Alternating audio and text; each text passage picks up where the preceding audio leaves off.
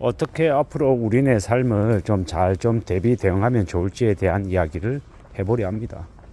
앞으로 최소 3년, 4년 많이 어려워진다라고 얘기하고 내환위기 그리고 급격한 내수 침체를 이야기합니다. 사람들이 돈이 없어서 쓸 돈이 없어서 지갑을 열지 못하는 이제 상황들, 그리고 무리하게 연끌하고 비투해서 이제 대출이자 때문에 혹은 원금 일부 상환 요구 때문에 허덕이는 사람들이 되게 많아요.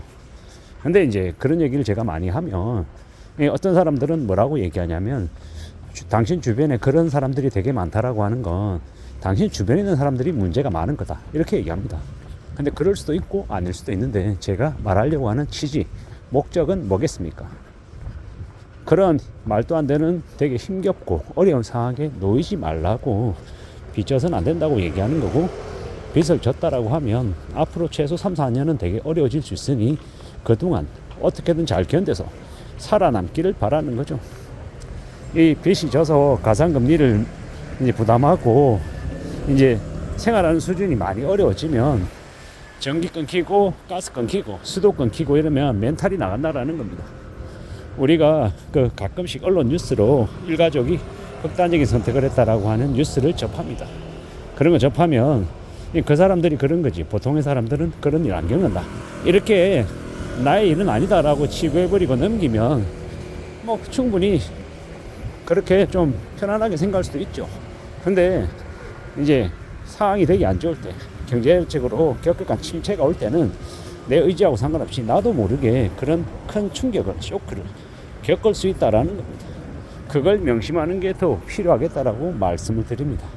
우리가 살아가는 현실이, 상황들이 내가 생각하는 것과 다르게 급격하게 나빠질 수 있고 되게 상황이 어려워질 수 있기 때문에 대응을 하자라고 말씀드리는 겁니다. 갑자기 회사가 망했어요. 아니면 급여가 50% 날라갔어요. 월 소득이 반토막 나면 어떻게 됩니까? 생활이 휘청거리죠. 회사에서 잘리면 답 없죠.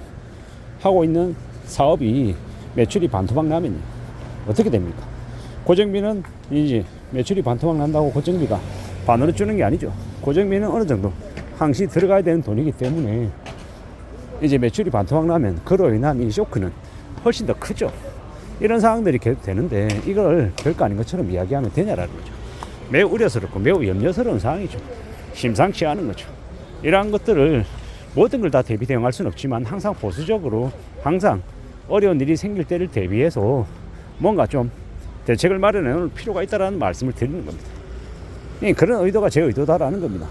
직장인이라 하더라도 자영업자의 마인드를 가져야 된다, 1인 사업가의 마인드를 가지고 지내는 게 좋겠다라는 게 제가 하고 싶은 얘기입니다. 제가 잘나서 아니죠. 저처럼 한심하고 병신 같고 이 도매급으로 이렇게 매도당하고 비아냥거리고 온갖 이런 수모나 이런 것들을 겪는 저처럼 한심한 인간이 잘해서 잘나서 말씀드리는 게 아니라, 저처럼 실패하지 말고 저처럼 병신 같은 삶을 살지 말라고 말씀을 드리는 거죠. 제가 제 자신한테 잔소리하는 거고요, 조언하는 겁니다. 그래야 생존할 수 있으니까 앞으로 몇 년간은 정말 생존을 최우선의 화두로 삼고 살아야 된다라는 게 제가 드리고 싶은 얘기입니다. 뭐 뻔한 얘기, 당연한 얘기, 지루한 얘기다라고 욕하는 사람도 많은 거 알아요. 근데 그렇게 욕하는 사람들은 뭐 잘 먹고 잘 살고 능력 있는 사람이겠죠.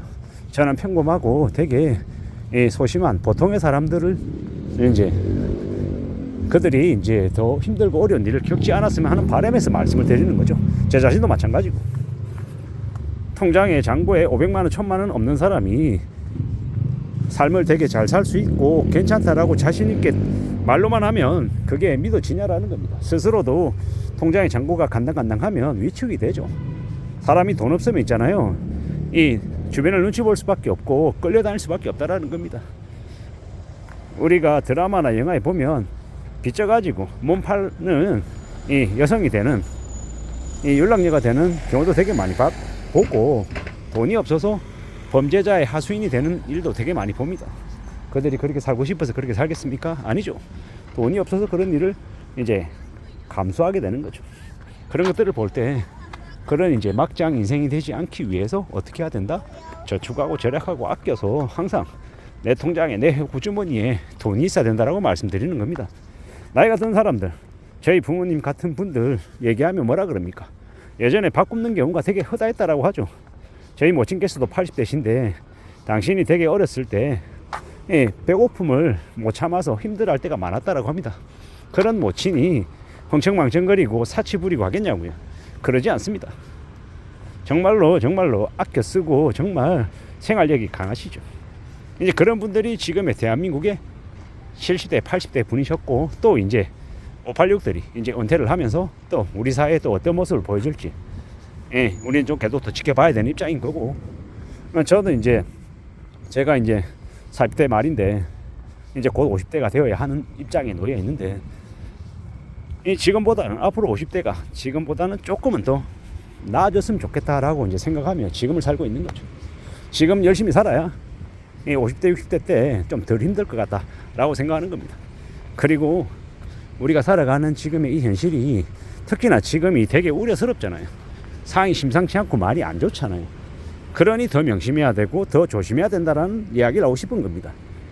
저한테 네 주변에 되게 힘들고 어렵고 망하는 사람만 있으니까 너의 생활 환경을 바꾸라, 이런 얘기할 필요가 없고, 저에게 제가 하는 말에 정확한 의도가 뭔지 어떤 바람인지를 좀 제대로 파악할 필요가 있지 않나 라고 생각해 보는 겁니다. 물론 이제 내 주변에 있는 사람이 이상하다 그러면 좀 떨어져 나와야죠.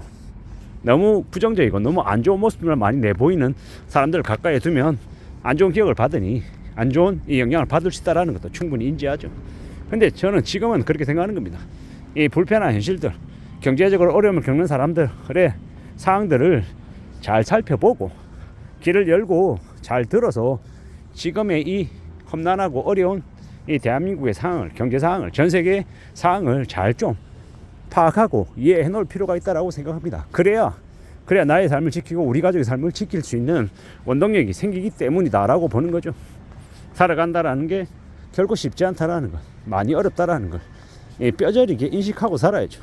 내 호주머니에 5,000원, 10,000원이 얼마나 소중한 건지를 알아야 된다라고 이야기하고 싶은 겁니다. 가만히 있으면서 그냥 돈을 벌 수 있고 그냥 넉넉하게 잘 지낸다, 별일 없다, 이렇게 생각하다가 언제 어느 때 큰 위기를 겪을지도 모른다라는 겁니다. 좀 보수적으로 살고 좀 신중하게 살고 두려움이나 겁을 낼 줄 알아야 되는 것 같습니다. 나이가 들면 들수록 겁이 더 많이 나네요. 왜 그런가 하고 봤더니 세상이 무섭다라는 걸, 돈이 얼마나 어마무시한 일인지, 무시한 것인지 이제 알기 때문인 것 같습니다. 남의 돈 함부로 생각하다가, 남의 돈 빌리는 거 아무렇지 않게 생각하다가 이제 코 끼면 어떻게 됩니까? 그 남의 노예가 될 수 있다라는 걸 명심하고 살아야 될 것 같습니다. 지금 상황은 안 좋은 상황이 맞다라는 거, 내 주변은 괜찮은데 왜 자꾸 부정적인 얘기만 하고 왜 나라가 망한다라는 소리나 하냐라고 이제 비아냥거리는 이들에게 한마디 하고 싶습니다. 정신 바짝 차리고 살아라. 너처럼 그렇게 아무 생각 없이 살다가 한순간에 벼랑 밑으로 떨어지면 다시는 올라오지 못한다 라는 말씀을 드리면서 마칠까 합니다. 감사합니다.